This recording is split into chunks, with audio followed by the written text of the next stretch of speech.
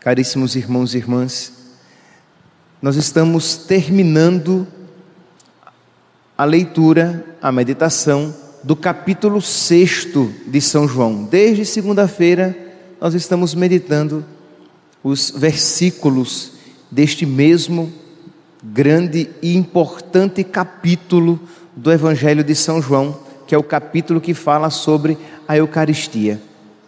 E aqui nós vemos, o contexto é o que? Nós estamos a 1 ano da paixão.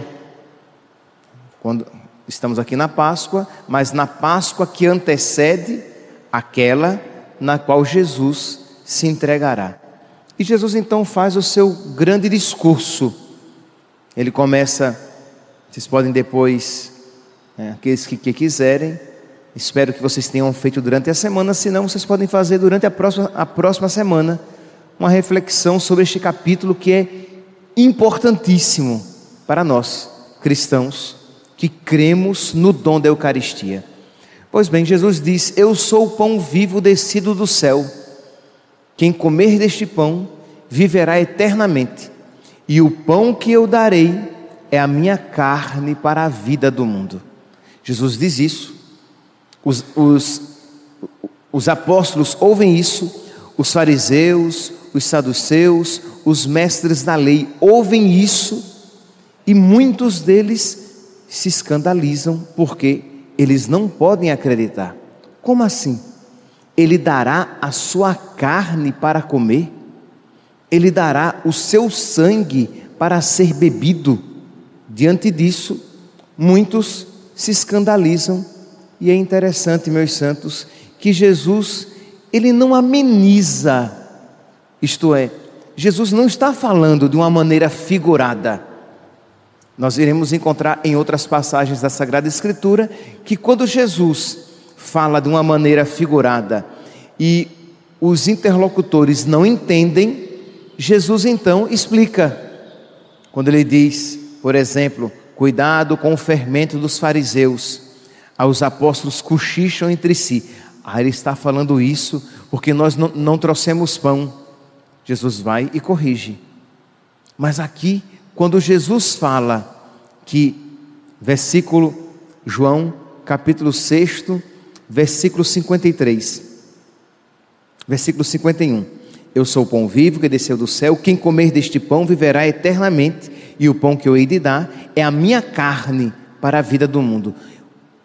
Os apóstolos e os fariseus, saduceus se escandalizam. Jesus então repete, e repete de uma maneira mais enfática ainda, versículo 53, em verdade eu vos digo, se não comerdes a carne do Filho do Homem e não beberdes o seu sangue, não tereis a vida em vós mesmos.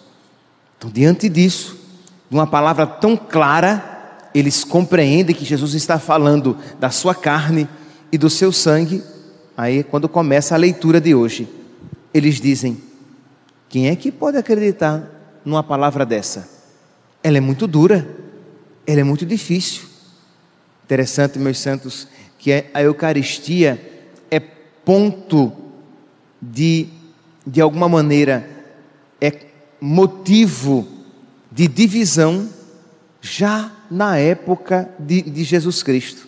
Não é apenas hoje, apenas que há cristãos que creem na presença real de Jesus na Eucaristia e outros que não creem. Não é apenas hoje que existem cristãos que acreditam que a Eucaristia é o corpo, a carne de Jesus e o sangue de Jesus, e outros que não creem. Não é apenas hoje que existem cristãos que creem que eles podem comer o corpo de Cristo e beber o sangue de Cristo, e outros cristãos que dizem: não, isso é uma maneira apenas de se falar.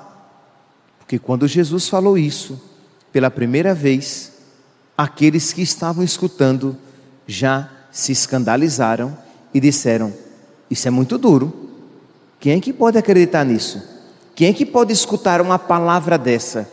E diz então aqui que a partir daquele momento, versículo 66, a partir daquele momento, muitos discípulos voltaram atrás e não andavam mais com ele. Isto é, não foram apenas os fariseus que ouviram isso e disseram: eu não vou seguir Jesus. Não, muitos discípulos de Cristo, que eram discípulos de Cristo, que andavam com Cristo, que seguiam a Cristo, mas diante do discurso da Eucaristia disseram: não, isto é muito difícil, isso não entra na minha cabeça, isso para mim é inconcebível. Meus irmãos, nós aplicamos isso à Eucaristia porque é este o contexto no qual estamos, mas quantas vezes cristãos aplicam isso a outros mandamentos de Deus? Isto é, eu sigo Jesus, mas este ponto aqui, não, isso aqui é muito exagerado. Imagine como é que um rapaz ou uma moça que percebam em si uma inclinação homossexual, e como é então, ele não vai viver isso? Ele vai viver sozinho para sempre? Não, esse ensinamento é muito duro. Diz o rapaz: eu não sinto inclinação para as moças, então Cristo está ensinando que eu devo viver na castidade para sempre? A moça diz: eu não sinto inclinação afetiva sexual por um rapaz, então eu nunca poderei me relacionar com uma outra moça? É isso que o ensinamento de Cristo diz? Não, isso eu não posso, isso é muito duro, isso é muito difícil. Vocês compreendem, meus santos? Nós aqui aplicamos a Eucaristia, mas isto pode ser aplicado a outras situações. Um casal que quer viver a sua sexualidade de uma maneira fechada à vida e diz: não, quer dizer então que eu devo estar aberto à vida? Quer dizer que nós não podemos tomar anticoncepcional? Quer dizer que eu não posso usar camisinha para evitar filhos? Não, isso é um ensinamento muito duro, que é isso?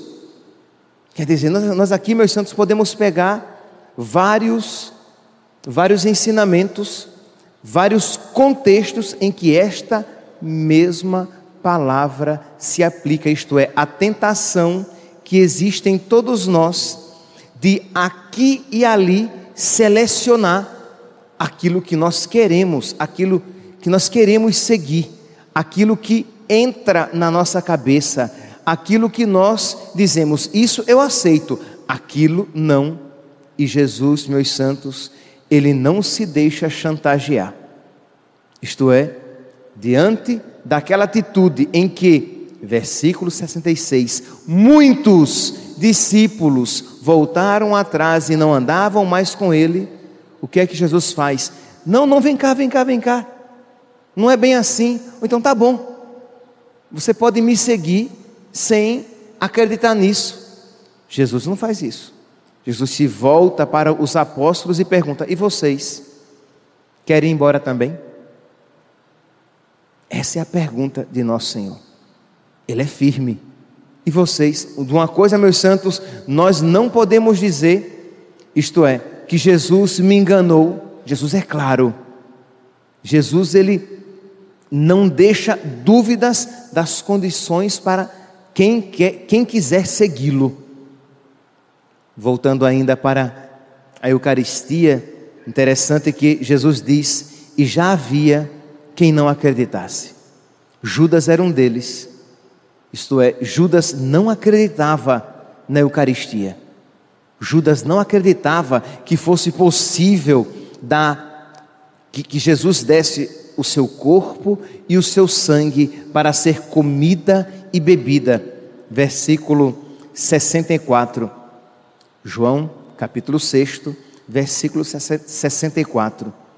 Jesus sabia desde o início quem eram os que não tinham fé e que havia de entregá-lo. E mais à frente, no versículo 60, no versículo 70, que não está aqui na nossa leitura, a nossa leitura vai até o versículo 69, mas se vocês terminarem o capítulo 6 de São João, vocês vão encontrar Jesus acrescentou, versículo 70, não vos escolhi eu a todos vós, a todos 12? Contudo, um entre vós é um demônio. Ele se referia a Judas, filho de Simão Iscariotes, porque era quem o havia de entregar, e não obstante, fazia parte do grupo dos 12. Isto é, Judas fazia parte dos 12, mas Judas não tinha fé. Judas era, entendamos aqui, seguidor de Cristo, mas não acreditava na Eucaristia, e era aquele que o havia de trair. Então, meus irmãos, já desde agora, quando lemos a palavra de Deus e fazemos uma aplicação para a nossa vida, nós somos então chamados a pedir a Deus que nos dê a graça de sermos como Pedro e não como Judas. Os dois tiveram a dificuldade de crer na Eucaristia. Os dois tiveram dificuldade de acolher, digamos, todo o ensinamento de Cristo. Isto é, assim como nós, Pedro também. Isto é, também nós temos dificuldade às vezes de crer, de aceitar de coração aberto e generoso, de acolher com coração generoso toda a mensagem de Cristo. Mas o que é que nós devemos fazer? Devemos fazer como Pedro, confessar a nossa limitação. Quando Jesus pergunta, e vós, quereis também ir embora? Pedro diz, Senhor, a quem iremos? Só tu tens palavras de vida eterna. Pedro confessa a sua fragilidade. Isto é, aquilo que Jesus estava dizendo era grande demais também para que ele acolhesse e compreendesse naquele primeiro momento. É porque nós, meus santos, estamos tão acostumados em ouvir que a Eucaristia é o corpo de Cristo, que a Eucaristia é o sangue de Cristo. Nós ouvimos com tanta banalidade quando estamos diante do sacerdote e ele diz, corpo de Cristo, ele diz amém. Mas você nem para raciocinar, iluminado pela fé, pela graça de Deus, a grandiosidade daquilo que está sendo dito e oferecido a você. O corpo de Cristo. Você vai se alimentar, você vai comer o corpo de Cristo. Quem come a minha carne e bebe o meu sangue, permanece em mim e eu nele. Deus vai... Não é poesia, não é uma maneira figurada, uma metáfora, mas Deus vai estar em mim e eu em Deus de uma maneira nova a partir da Eucaristia, porque é Jesus ali presente naquele sacrário. Aquele a quem o mundo não pode conter está contido naquele sacrário. Aquele a quem o mundo não pode conter, porque por ele foi criado, estará presente aqui daqui a pouco sobre o nosso altar e se dará a nós em alimento. Aquele a quem o mundo não pode conter, porque o mundo é finito e Deus é infinito, estará contido dentro de nós quando nós o comungarmos. Vocês percebem? Isto é, o infinito vai se apequenar de alguma maneira para que entre e se faça presente neste meu coração tão finito, tão pequeno, tão apertado. Meus irmãos, temos essas duas atitudes. Peçamos a nosso Senhor, peçamos por intercessão da Virgem Maria e de São Pedro, que hoje nos dá um exemplo tão bonito.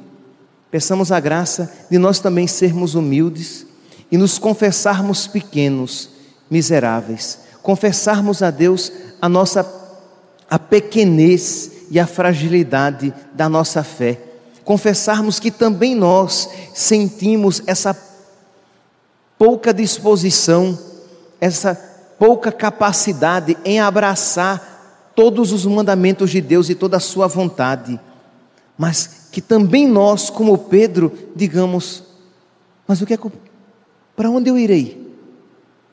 Para onde eu fugirei? O que é que eu vou encontrar no mundo que dê sentido à minha vida além de Deus? A quem iremos, Senhor? Só Tu tens palavras de vida eterna. Só Tu tens palavras capazes de dar sentido à minha vida. Só Tu podes iluminar verdadeiramente o meu caminho e dar sentido ao meu caminhar.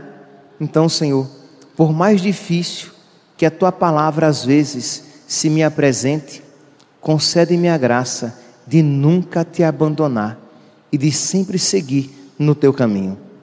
Que a Virgem Maria interceda por nós, que São Pedro interceda por nós, que os amigos de Deus intercedam por nós, para que nós, assim como eles, aprendamos a viver na mesma fé. Louvado seja nosso Senhor Jesus Cristo.